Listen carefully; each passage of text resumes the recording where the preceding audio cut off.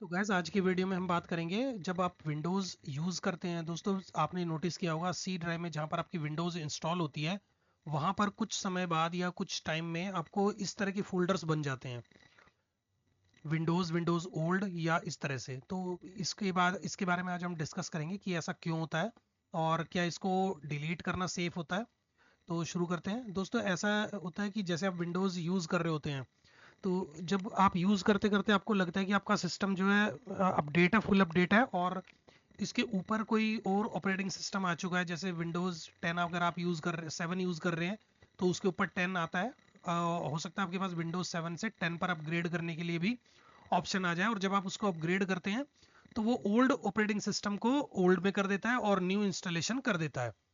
और जितनी भी सारी ज़रूरी नेसेसरी फाइल्स होती हैं वो सारी इसके अंदर आ जाती हैं, इस ओल्ड फोल्डर के अंदर, ताकि रोल बैक अगर करना पड़ जाए, अगर आपको रिवर्ट करना पड़ जाए ऑपरेटिंग सिस्टम विंडोज़ 11 से विंडोज़ 10 पे या विंडोज़ 10 से विंडोज़ 7 पे, तो आप उसको दोबारा से रीस्टोर कर पाएँ। ये एक तरह से बैकअप के लिए होता है। तो इसमें ऐसा होता है दोस्तों, जब आप विंडोज़ इंस्टॉल कर लेते हैं सारी, और जब आप अपग्रेड करते हैं सिस्टम को, तो वो आपके पास ऑप्शंस होती हैं कि आप अपना जो इस एग्जिस्टिंग ड्राइव का डेटा है वो आप रखना चाहते हैं या नहीं रखना चाहते। अगर आप रखना चाहते हैं तो उसमें सारा डेटा जो है इसके अंदर आपका सेव हो जाएगा, ओल्ड ऑपरेटिंग सिस्टम के अंदर जो ओल्ड फोल्डर बन जाएगा। और अगर आपने नो कर दिया उसमें तो उसमें आपका डेटा सेव नहीं होगा। और इस तरह की दोस्तों जब भी आप अपग्रेड करें तो रिकमेंडेड ये होता है कि आप अपने सिस्टम का एक बार बैकअप ज़रूर ले लें, क्योंकि कुछ नहीं कह सकते आप इन चीज़ों का। हार्ड ड्राइव में कोई ऐसी प्रॉब्लम हो जो आपको ना पता हो और रीस्टोरेशन के टाइम कोई फाइल मिस हो गई और हो गई तो फिर दिक्कत हो जाती है।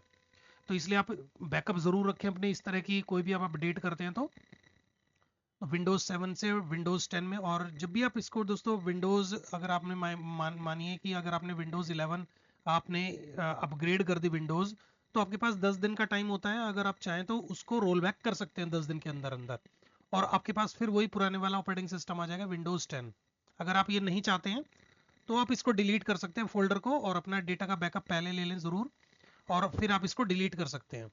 तो इसमें कोई इशू नहीं आता। और अगर आप इसको डिलीट करना चाहते हैं तो आप इसको ऐसे भी डिलीट कर सकते हैं, जैसे माई कंप्यूटर पे डबल क्लिक करें, जिस भी ड्राइव में आपको लगता है कि इसमें फोल्डर बना हुआ है उस पर जाएं, डिस्क क्लीनअप पे क्लिक करें,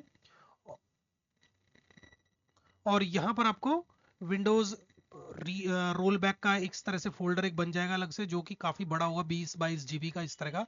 अगर आप उसको सेलेक्ट करके क्लीन कर देंगे तो वो डिलीट हो जाएगा सारा। तो इस तरह की ऑप्शंस आपके पास होती हैं।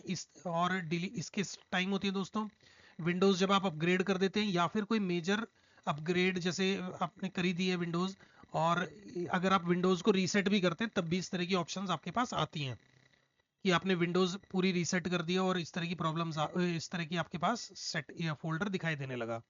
और इस तरह का फोल्डर दोस्तों तब भी नज़र आता है जब आपकी विंडोज़ जो हार्ड ड्राइव है या उसमें कुछ करप्ट होता है और सिस्टम में बार बार स्कैन डिस्क चलती है, और वो विंडोज़ के ऑन होते होते काफ़ी बार स्कैन होती है, और वो क्या करता है उस फोल्डर, उस पर्टिकुलर फाइल्स को उठाकर बैकअप इस विंडोज़ ओल्ड फोल्डर बना देता है और उसके अंदर डाल देता है। इस तरह की सेटिंग्स, इस तरह की भी आपने शायद देखी होंगी। मैंने कई बार नोटिस किया है जब आपके हार्ड ड्राइव में भी प्रॉब्लम होती है तब भी इस तरह की फोल्डर्स आपके इसमें क्रिएट हो जाते हैं और उसके अंदर वो पुरानी फाइल्स को डाल देता है। तो दोस्तों इस तरह से आप ये कर सकते हैं। दोस्तों वीडियो अच्छी लगे तो शेयर, कमेंट एंड लाइक करना, चैनल को सब्सक्राइब करना। मिलते हैं अगली वीडियो में, बाय।